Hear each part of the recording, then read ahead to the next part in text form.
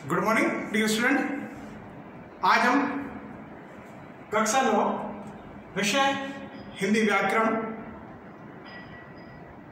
पाठ जो हमारा होगा हिंदी व्याकरण का, वो उपसर्ग और प्रत्यय के बारे में। आइए हम जानते हैं कि उपसर्ग क्या होता है और प्रत्यय क्या होता है, इनका हमारी हिंदी के अंतर्गत क्या महत्व है, इसको भी जानने का प्रयास करते हैं। हिंदी के अंतर्गत उपसर्ग का प्रयोग कहाँ किया जाता है, क्यों किया जाता है, ये सारी जानकारी इस पाठ के माध्यम से हम जानने का प्रयास करते हैं। सामान्यतः हिंदी के अंतर्गत उपसर्ग उसे कहा जाता है जो किसी शब्द के आगे शब्दांश के रूप में जुड़कर उस शब्द का पूरा परिवर्तन कर लेता है, वह उपसर्ग कहलाता है। उपसर्ग कैसे आता है वो भी इस पाठ के माध्यम से जानने का प्रयास करते हैं। आइए हम जानते हैं सबसे पहले इसकी परिभाषा को पढ़कर हम पूरी समझ लेते हैं। उसके बाद इसको एग्जाम्पल देखते हैं, उदाहरण देखते हैं, फिर हम देखते हैं कि उपसर्ग कहाँ से कैसे आते हैं और किस प्रकार से उपसर्ग को जोड़कर नए शब्द बनाते हैं। छोटी सी जानकारी है जो कि हमने पिछली कक्षाओं के अंदर भी इसको हमने पढ़ा हुआ है, इसलिए हमें आराम से इसको समझ में आ सकता है। आइए हम जानते हैं सबसे पहले इसकी परिभाषा में क्या कहती है कि जो शब्दांश किसी भी शब्द के आरंभ यानी पहले जुड़कर उनके अर्थ में परिवर्तन ला देते हैं, उन्हें या वे उपसर्ग कहलाते हैं या उन्हें उपसर्ग कहते हैं। कि जो शब्दांश शब्द के आगे जुड़कर उस शब्द में बिल्कुल परिवर्तन या नया शब्द बना देते हैं, इसका बिल्कुल अर्थ अलग निकल जाता है, तो वो उपसर्ग कहलाता है। जो हमारे लिए मुख्य 3 बातें हैं उपसर्ग के तौर पर, उन्हें जानना अति आवश्यक है। उसी के आधार पर हम उपसर्ग को पूरा समझ सकते हैं। कहा जाता है कि उपसर्ग हमेशा शब्दांश होते हैं, माने एक छोटा शब्द आता है जो कि शब्दांश के आगे जुड़ता है। जैसे हार है, उसके आगे एक शब्दांश आ गया, ये दोनों को जब जोड़ेंगे इसका जमा योग बनाएंगे, प्र प्लस हार बनाकर आपने नया शब्द बना दिया प्रहार बिल्कुल अर्थ अलग निकल गया, इसके अर्थ का इसका अर्थ अलग निकल गया, बिल्कुल परिवर्तन हो गया।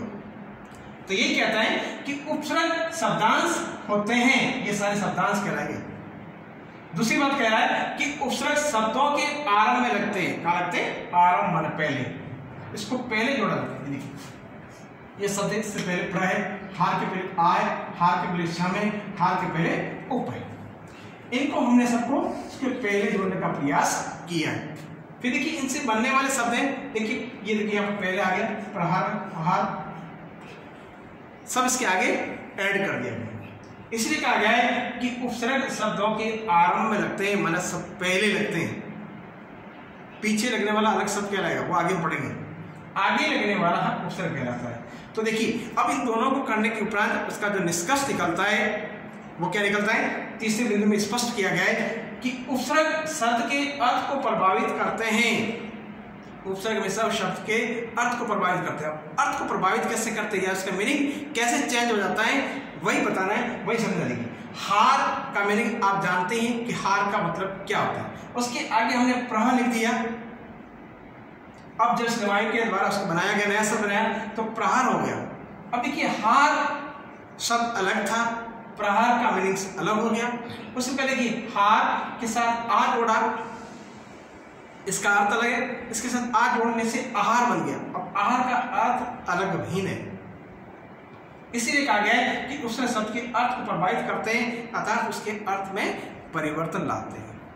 तो हम स्पष्ट रूप से समझ गए कि जब कभी भी कोई शब्दांश हो और शब्दांश किसी शब्द के आगे जुड़कर उस शब्द में परिवर्तन ला जाता है, तो वो उपसर्ग कहलाता है। आइए कुछ उदाहरण और भी जानने का प्रयास करते हैं। इधर आ से बनने वाले बहुत सारे हमारे उपसर्ग हैं। आ है, अप है, अव है, अनु वाले हैं, अधि है, वी है, नी है, प्र है, शु है, प्रति है, अ है इत्यादि विभिन्न प्रकार के जो हमारे उपसर्ग बने हुए हैं, उन उपसर्गों के द्वारा ही किस सिद्धांत के आगे जोड़कर उसमें परिवर्तन दे। हमने कुछ एग्जाम्पल हैं जो इस परिभाषा को समझने के लिए यहाँ पर के सामने स्पष्ट किए हैं। मैंने 2-3 एग्जाम्पल और भी हम देखने का प्रयास करते हैं। देखिए ये उप से बना दिया, उप प्लस हाथ उपवार वाला उदाहरण आ गया। ये उप उपसर्ग से बनाया गया है, ये आ उपसर्ग के द्वारा बनाया गया है। अब उपसर्ग के साथ में बनेगी अ प्लस तार, अब उपसर्ग से हमें अवतार बनाया गया। यानी विभिन्न प्रकार के बहुत सारे हमारे पाठ्य पुस्तक में इस प्रकार के उदाहरण मिलते हैं। तो हमें स्पष्ट रूप से उपसर्ग की परिभाषा के तौर पर हम समझते हुए यह समझ लें कि भाई जब कभी भी शब्दांश के आगे कोई भी शब्दांश जुड़ जाता, शब्द के आगे कोई शब्दांश जुड़कर उसमें परिवर्तन लगकर इस प्रकार के जो हमारे आ जाते हैं वे सारे के सारे उपसर्ग की श्रेणी में आते हैं। हमारी जो पाठ्य पुस्तक के अंदर हमने जो कभी CBSE के नए पैटर्न के अनुसार या सिलेबस के अनुसार जो हमने पाठ पढ़ाए, उसी पाठों के माध्यम के अंदर से ही आपको प्रश्न पूछे जाएंगे। जो स्पर्श के जो पाठ है या संचयन के जो पाठ है जो हमने आपको पढ़ाए, उसी में से ही उपसर्ग वाले शब्दों को परीक्षा के अंतर्गत दिया जाएगा। अन्य जो पाठ हमारे सिलेबस में से नहीं है उनमें से कोई किस प्रकार का उपसर्ग नहीं पूछा जाएगा। तो विभिन्न प्रकार के पाठ जो हमारे जो भी हैं पाठ है, जो स्पर्श के पाठ, उन पाठों में से ही आप पूछने का प्रयास करें। जैसे तूल वाला पाठ आपके दुख का अधिकार है, अवश्य मेरी सिक्र यात्रा, जो मैंने इस वर्ष आपको सिलेबस के अंदर पढ़ाने का प्रयास किया है, तुम कब जाओगे अतिथि, ये मैंने 3-4 पाठ जो स्पर्श के जो गद्य भाग है और संचयन के जो भी आपको पाठ जो हमने पढ़ाए, उसी में से ही उपसर्ग परीक्षा के अंतर्गत पूछे जाते हैं। और उपसर्ग के अंतर्गत जो हमें सामान्य जानकारी के रूप में संचयन में से भी कुछ दिए गए शब्द दिए गए, उपसर्ग दिए गए, तो उनको भी आपको पढ़ने का प्रयास करना है। इसके अलावा और भी आपको उपसर्ग से रिलेटेड जो भी कोई भी इस प्रकार की आपको लगता है इसमें डाउट है, समझ में नहीं आ रहा है, तो आप मुझे व्हाट्सएप या टेक्स्ट मैसेज के माध्यम से पूछ सकते हैं।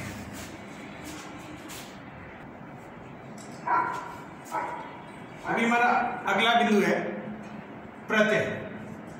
अभी हमने जाना था उपसर्ग सीखा।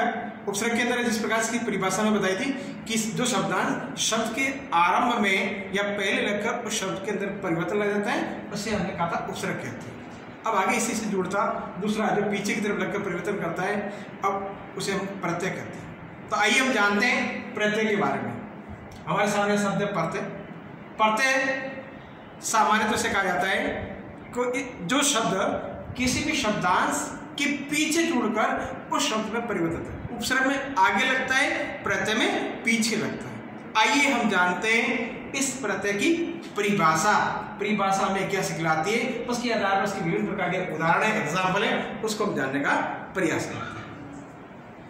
प्रत्यय की परिभाषा में कहती है कि जो शब्दांश स्वयं कुछ अर्थ नहीं रखते परंतु शब्दों के अंत में जुड़कर उनके अर्थ में परिवर्तन कर देते हैं, उन्हें प्रत्यय कहते हैं।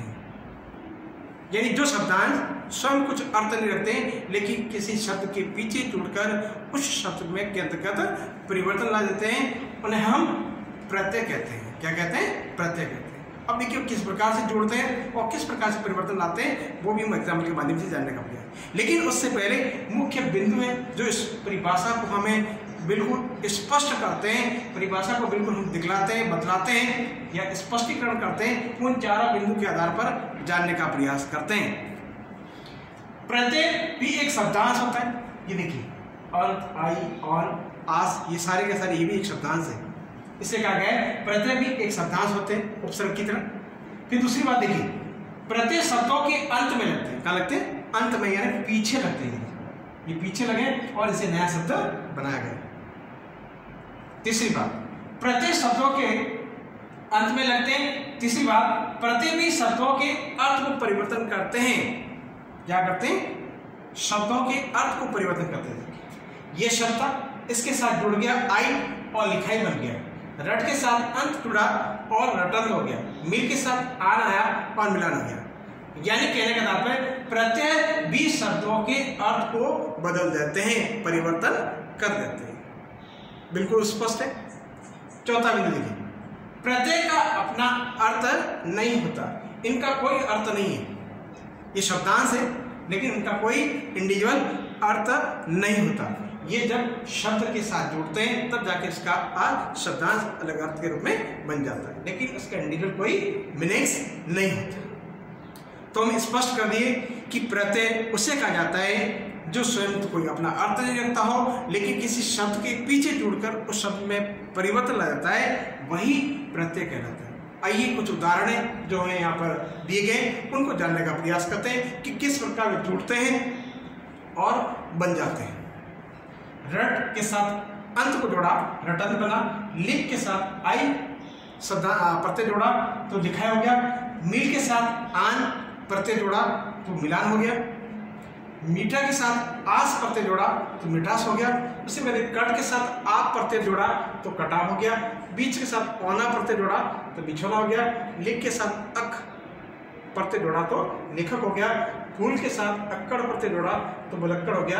रंग के साथ इन जोड़ने पर रंगीन बन गया। तो देखिए इस प्रकार से हम स्पष्ट कर सकते हैं किसी भी शब्दांश के पीछे जुड़कर जब कोई भी परिवर्तन ला जाते हैं तो उन्हें में प्रत्यय कहते हैं। उपसर्ग के अंतर्गत हमेशा आगे जुड़ते हैं, आगे की तरफ जुड़ता है शब्दांश, और प्रत्यय के अंतर्गत पीछे जुड़ते हैं।